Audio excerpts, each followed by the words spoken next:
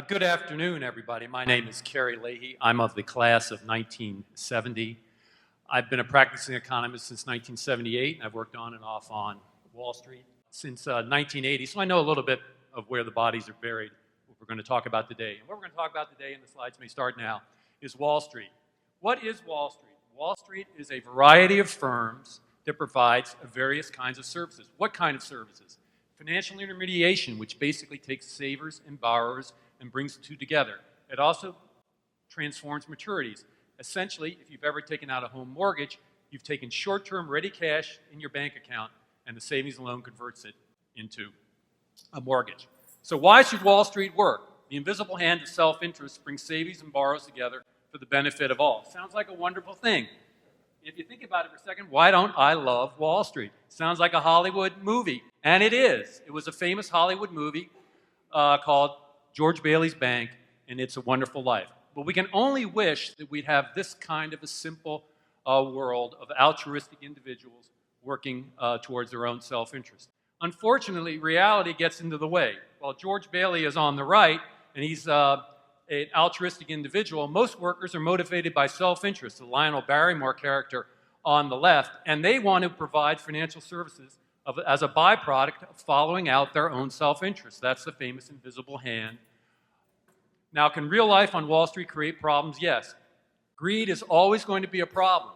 And it's important to remember that boring banking of George Bailey, the savings and loan guy, is not as profitable as doing custom-made products. Just remember, anything that's customized, like a suit, is more expensive than one made off the rack. So how do problems happen?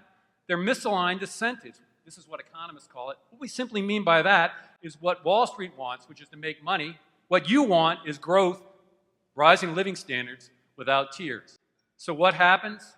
You have overconfidence, you overdo it, there's an economic boom, there's a bubble, and unfortunately in many cases, there's an economic bust. So that's what happens when you have this whole process of the financial markets.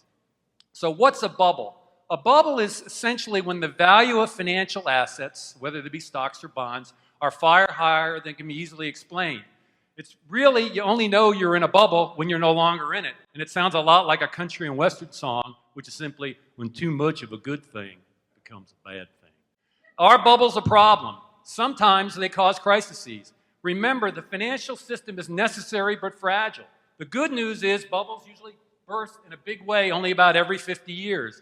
The bad news is when it gets bad, it gets very bad, like 2008 and 1929. Now, why are bubbles a problem? Because banks are not like clothing stores. They are special. They have spillovers. When a clothing store goes bust, it doesn't have a major impact on the global financial system. Banks are special in this regard. So when you have a crisis, what do? You've got to close your eyes, you've got to hold your nose, and provide liquidity. Stop the crisis from getting any worse. Put out the fire. That's the first question. Don't ask, do you have a fire extinguisher? You just put out the fire. However, fixing a crisis involves the infamous bailout of Wall Street. The Gordon Geckos of the world are going to be collateral beneficiaries of the bailout because to give money to Main Street, you've got to use Wall Street if you want to get the money to Main Street quickly. Now, why should we bail out Wall Street during a crisis? The financial system is fragile, but we need it. But you want to punish Wall Street. You don't want to help the arsonists. But if you help them, you're also helping yourself. Just remember, the paradox of all this is by helping the arsonists, you actually help yourself. Now, why weren't more people on Wall Street punished? Being dumb and greedy is not a crime. Remember the old Quaker expression, I may not cheat thee, but I may outsmart thee. And the line between cheating and outsmarting is very hard to prove in court. So what do when you finally put out the fire? You try to align incentives. You try to tax institutions and transactions. Treat financial services like a public utility, but maybe not like Pepco. Treat new transactions like unproven drugs. Believe it or not, it might not be a bad idea than an FDA for Wall Street.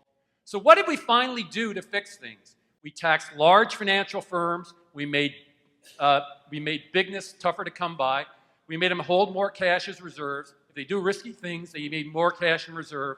And we adopted big fines rather than jail terms. But an important point to remember is the only silver bullet to ending financial market crisis is to remove greed from the human genome. You can't do that, and I'm sorry, you're just going to have to live with it. Maybe we should check with Steve Mayer and get this all fixed, but we can't. So what does that leave us with? We need a financial system, but the financial system is inherently fragile. Our financial crisis is inherent to capitalism. Is failure to capitalism like sin is to religion? Those are tough questions, and I'll let someone else in the night session deal with them. I'm moving on. So in summary, modern life involves trade-offs. Rising living standards mean you got to accept problems when things break down. We need a financial system, but it's fragile. Helping ourselves means helping the guys that caused the crisis. It doesn't feel right, but unfortunately, that's just the way the world works. Thank you very much.